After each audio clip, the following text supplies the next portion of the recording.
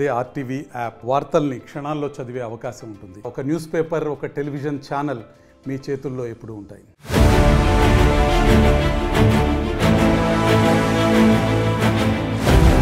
బీర్ల తయారీ కంపెనీలకు సర్కారుకు మధ్య వారధిగా ఉండి ఎలాంటి సమస్య రాకుండా చూడాల్సిన ఎక్సైజ్ శాఖ ఉన్నతాధికారులు ప్రభుత్వానికి చెడ్డ పేరు తీసుకువచ్చారనే చర్చ జరుగుతోంది.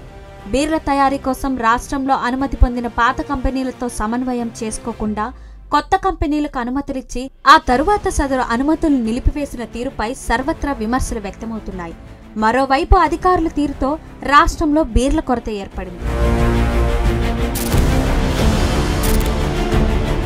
అన్ని డిపోల్లో కలిపి కనీసం 15 రోజుల స్టాక్ ఉండాల్సి ఉండగా కేవలం 2.5 రోజులకు సరిపడ మాత్రమే నిల్వ ఉంది. గత బీఆర్ఎస్ ప్రభుత్వం హయాంలో బేవరేజెస్ కార్పొరేషన్కు నిధులు సరిగ్గా చెల్లించకపోవడంతో బకాయిలు 1,500 కోట్లు చేరాయి. అయితే కాంగ్రెస్ ప్రభుత్వం అధికారంలోకి వచ్చిన తరువాత బీర్ల తయారీ కంపెనీలకు ఇవ్వాల్సిన నిధులను ప్రతి నెలా చెల్లిస్తోంది. కానీ పాత బకాయిలను మాత్రం ఇవ్వడం లేదు. దీంతో సదర్ కంపెనీలు తమకు పాత బకాయిలు ఇప్పించాలని, లేదంటే బీర్లు సరఫరా చేయలేమని ఎక్సైజ్ శాఖపై ఒత్తిడి పెంచాయి.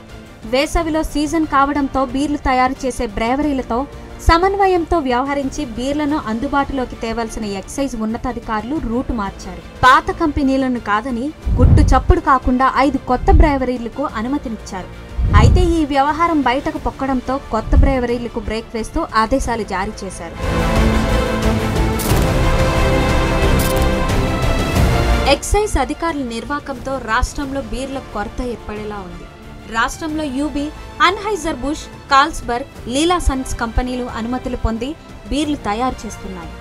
ఈ కంపెనీలకు ప్రభుత్వం ఇవ్వాల్సిన బకాయిలు ఇప్పించడం, కంపెనీలతో సమన్వయం చేసుకుని అవసరమైన మేరకు బీర్లను తయారు చేయించడం ఎక్సైజ్ ఉన్నతాధికారుల విధి. కానీ అలా చేయకుండా కొత్త బ్రేవరీలకు అనుమతి ఇవ్వడం, మళ్లీ నిలిపివేయడంతో బీర్ల కొరత ఏర్పడింది.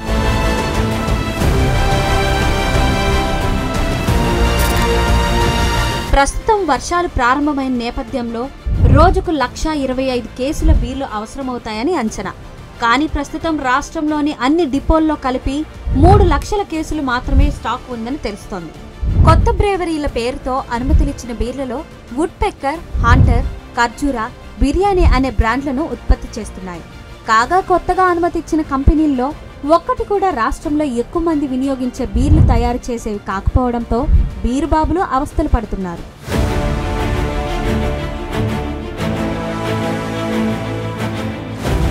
మరిన్ని వీడియోస్ కోసం ఛానల్ ని సబ్స్క్రైబ్ చేయండి. లేటెస్ట్ అప్డేట్స్ కోసం వాట్సాప్ ఛానల్ ని ఫాలో చేయండి.